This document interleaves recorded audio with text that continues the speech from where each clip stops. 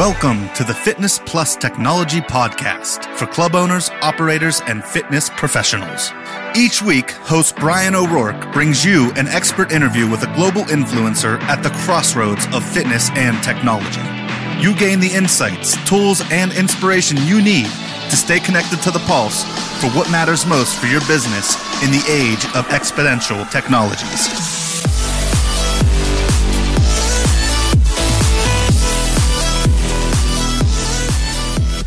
Hello everyone, Bryan O'Rourke here. Thanks for visiting us at the Fitness Plus Technology Podcast. It's been a hot summer and we're getting halfway through August. We took a few weeks off and I hope your summer has been going spectacularly. Just a reminder before we invite our next guest to join us, Colin Milner, we have some great events coming up this fall, in particular the IRSA European Congress, which is in October in Lisbon, Portugal. I will have the honor to speak there. And so for our friends out there in Europe or from around the world who will be attending, I hope to see you all there soon. There are many other events that are coming up, and we'll talk about those in the podcast we have lined up in the weeks ahead. But before we get into any more of that, I want to tell you that today we have a fantastic guest in Colin Milner, who's the founder and CEO of the International Council on Active Aging. Colin is a really good friend. I've known him for, I think, about 8 years professionally. I've had the pleasure to see him speak and, of course, read the journal for the ICAA. And they recently launched a technology-focused article that I was able to contribute to. So it is with great fanfare and thanks that we welcome Colin Milner to the podcast. Well, listeners, as I've said, Colin Milner is here to join us. And of course, after hearing the introduction I just shared with you and all the accolades, Colin has been kind enough to spend a few moments with us this August to share his views on active aging and technology. Colin, welcome. Well, thank you for having me, Bryan. I'm really thrilled to be here. Well, listen, I've been following you for so long and the great work you do on active aging, and in particular, what your organization has done recently with your journal on active aging with a special edition on technology. I really encourage all our readers to get a hold of it. Colin, can you do us a favor and just talk in general about the impact of active aging? What is happening in the world out there in this arena that you're so focused on? Well, we all know that the boomers have been getting older, but the reality is we're all getting older. And today there is over 1.6 billion people in the world over the age of 50. But, I think one of the challenges that we have is that we think that seems to be the magic cutoff. And once you turn 50, life changes, and that, people who brought you the world of technology and the world of fitness and all these other different areas no longer are valuable customers. And the opposite is actually what is true. And we're now seeing that within the technology industry, within the health and wellness industry, where they are becoming substantial customers for all of these segments. And why? Because they want to, and because they have the resources to make that happen.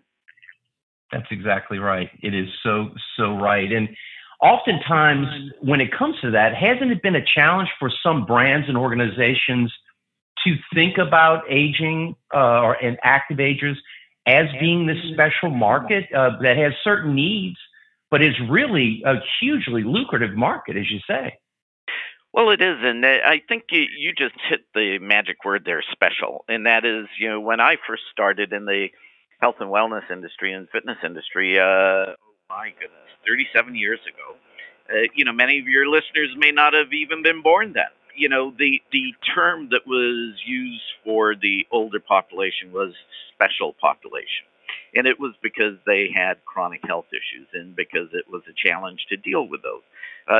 Today the word special really should be because they make up 1 out of every 2 adults over the age of 18 and spend 1 out of every $2 and have 70% of the disposable income, which, by the way, has jumped from 50% 20 years ago, which is an 80 percentage point shift.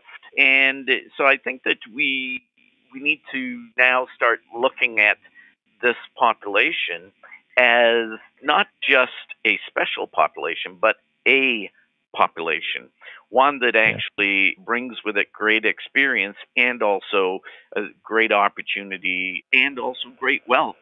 While millennials spend about $600 billion per year in the U.S. alone, baby boomers, as an example, outspend them and all other generations by over $400 billion. So, if you were simply a logical thinker, there is no question that this is a market with great potential. If you're an emotional thinker, just think about the emotion attached to not going after this market and the impact it could have in your business. Yeah, boy, is that the truth. Boy, is that the truth. So, I had the pleasure of talking with you on occasion, Colin, and as I mentioned to our listeners, I've followed you. I've enjoyed seeing you speak. And the journal that you provide is so informative.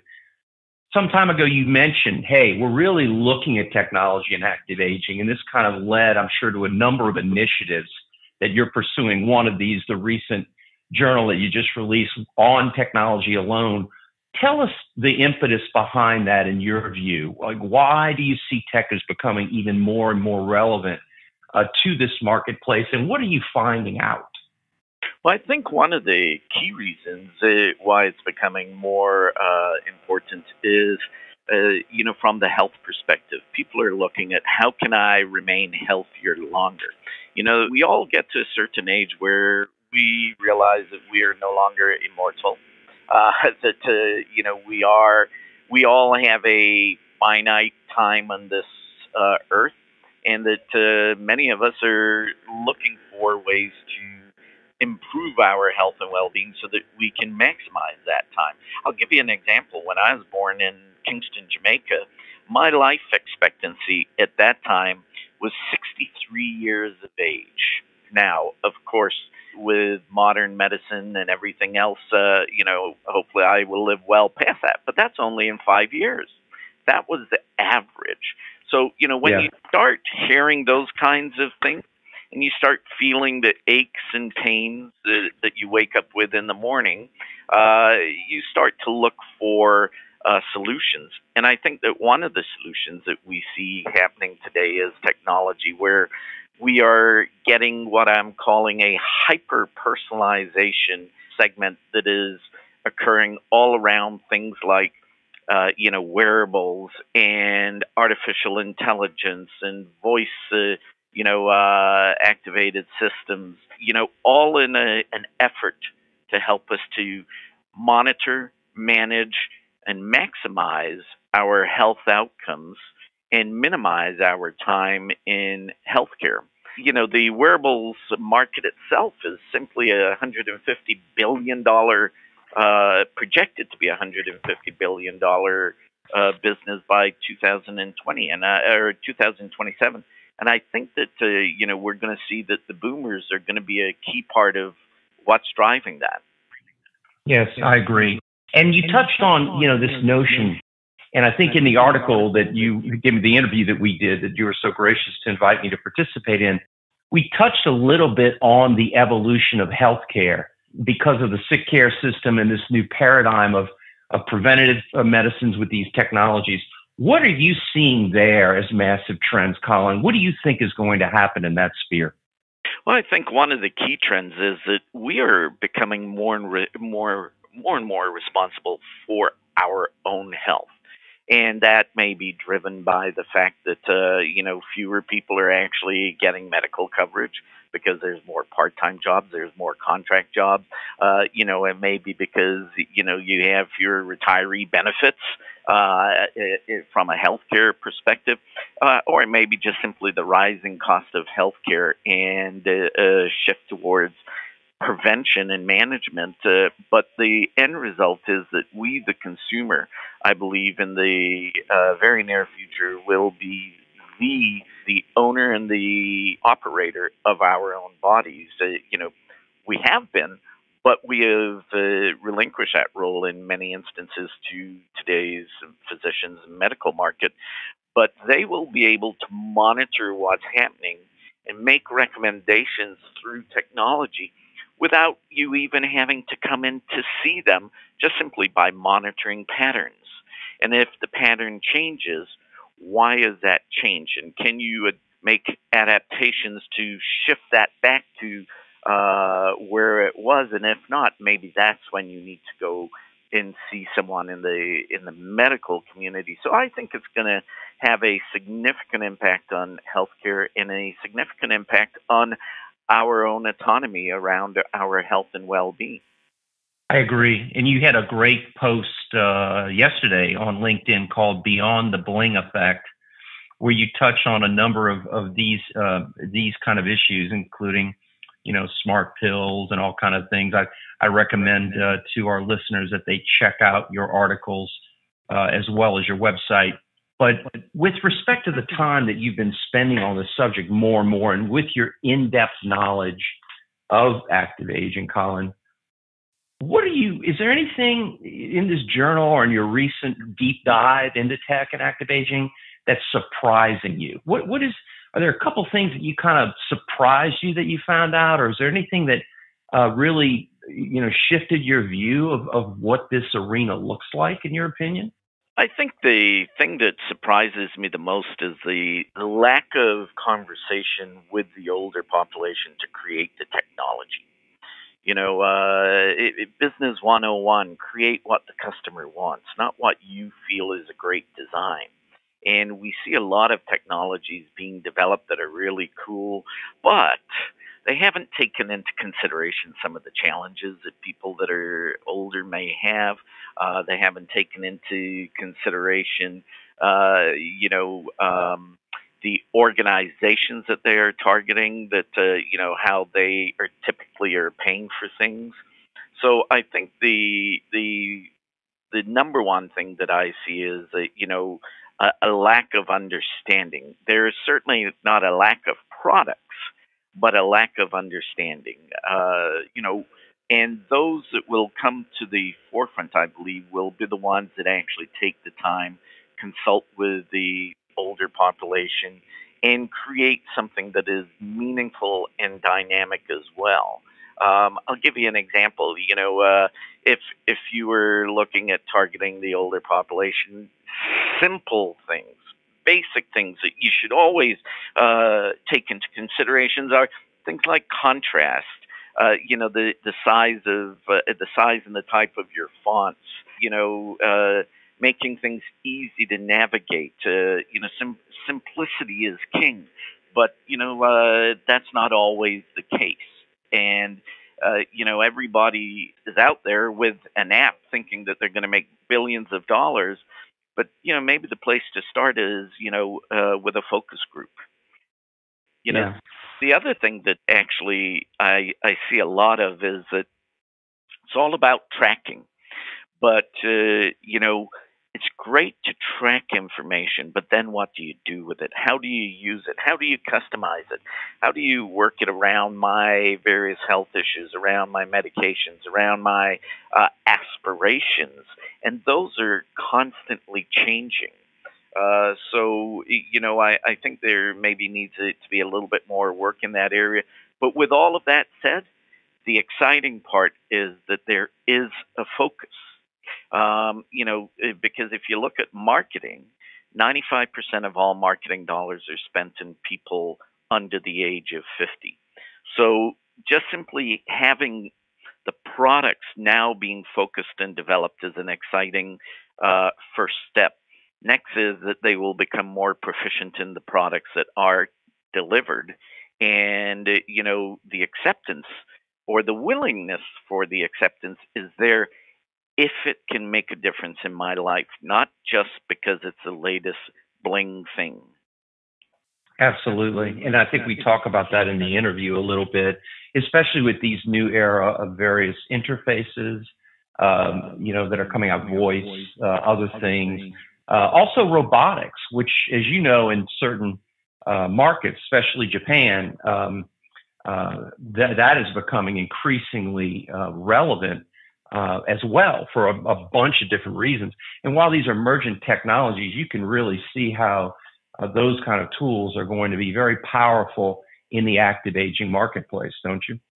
Oh, I think so. You see things like, companion robots out now, the seal, the cat, the dog, that are all robotic, and, we've had robots for a while, if you think about, people having their carpets cleaned, their swimming pools cleaned, their grass cut, by these automated bots that, go around and do it without any hassle. What we're now seeing is that it is now coming into things like companion product design and the development and delivery, conversations. You go online now and you see some of these, bots that, will actually have a conversation with you until you give it a tough question. But I think that, you have cars that are being built by robots. You have cars that are being partially driven by robots and artificial intelligence. So, it's here and it is coming on full bore. You're right, in Japan, you can now go and have a dating service with a bot. So I think it will be intriguing to see where it is 5-10 years from now. Yeah. And another interesting dynamic around tech that you had brought up before, which is, I think, we hadn't spoken about this before, but I'm curious to hear your view on it, where the kind of aging down of our society, where what 60-year-old people used to do 25 and 30 years ago, there's a gap of 20 to 25 years. The number one group of selfie takers on Instagram are 48-year-old females now. People at age is just a number, really is becoming, I think, true. So you see more and more people. I'm in my mid-50s. I test a millennial. My attitude is and use of technology is very high. Do you see that kind of traditional thinking that tech is only for younger people and is changing? Oh, I think it's absolutely changing, and it's because it's just the way of the world now. It's no longer a cool thing. It's no longer something that only someone with means can have. It's basically becoming part of everything that we do. And the one thing about people as they get older is that many of them do not want to be left behind. They do not want to feel irrelevant. They do not want to feel that they're not connected to the conversations that are happening today. And if the conversations are all around technology and what's going on and where to get your news, they are part of it. I mean, Brian, we're close to the same age. I mean, you may remember in school, having the little punch card in computer science. That was my first introduction to the computer, and that was grade 8 for myself. So if you look at the boomers, we have actually been part of the whole technology revolution, and that isn't going to stop. Now, my mother at 85 and my grandmother at 106, there's an adoption phase there, but my mother does all of her banking, all of her emails, Facebook, checks, pictures, all of that. And she is becoming more proficient. And the more proficient she becomes, the more use, she will have. And I think it's just everything now has tech. So, whether you like it or not, you're being drawn into it. Yeah, I agree. My mom's in her 80s, and the same thing. She's highly adaptive. It's amazing how much she uses the technology now. So tell our listeners about what's coming up with your summit in October in Long Beach. And are you going to be touching on some of these technology-related items when it comes to active aging? Absolutely. Technology is now something that is rooted into the ICAA, as is a greater focus on nutrition, as is a greater focus on wellness overall, and it's just basically where things are and where things are going. So because of that, we are constantly adjusting our content and our events to reflect that. And of course, our event in Long Beach is doing exactly that. So, there will be sessions on technology. There will be sessions on how to use technology from a professional standpoint within a health and wellness setting. There will be also a lot of sessions around, embracing the concept of active aging, embracing the concept of wellness, brain health. Of course, brain health is now tying in with technology, with the technology creating your digital twin. So, all of these things are all merging together to create in my mind, a new vision of what active aging looks like in the future. I agree so much, Colin. And I got to tell you, we're so thankful for all of the leadership that the ICAA is providing around this and other subjects, because I agree with you. Active aging is probably the most lucrative marketplace for betterment, wellness, fitness, and good health. And thanks to people like you leading that message, the market's even going to be brighter, I'm sure. Well, we're all getting there, or we're all there.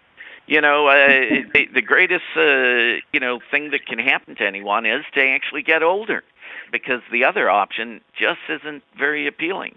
And interestingly enough, in 1933, which was 85 years ago, 42% of those individuals are still alive and engaged in life. So, even though our life expectancy talks about things like 63 for me, when I was born, there are a lot of people that are exceeding it, and men by 23.3 years, those turning 85 this year. So if we can use technology to help manage our health and go well beyond that, it's an exciting time if you remain healthy. Colin, thank you so much. I know our listeners enjoyed this a great deal. And of course, we'll be sharing details in the show notes about your organization, your articles and events. And we really wish you continued health and happiness, and we'll talk soon. Thanks again. I appreciate it, Bryan. Thank you so much. Hi, everyone. This is Bryan O'Rourke again. Thanks for listening to the podcast today. I hope you enjoyed it. The podcast is brought to you by the Fitness Industry Technology Council, as well as my company, Videri Ventures, Moon Mission Media, and others. We hope you enjoyed the content. Please feel free to share it, and join us again soon when we bring to you another leader in the fitness space talking about technology and what it means to our industry. Have a great day, and we'll talk to you again very soon.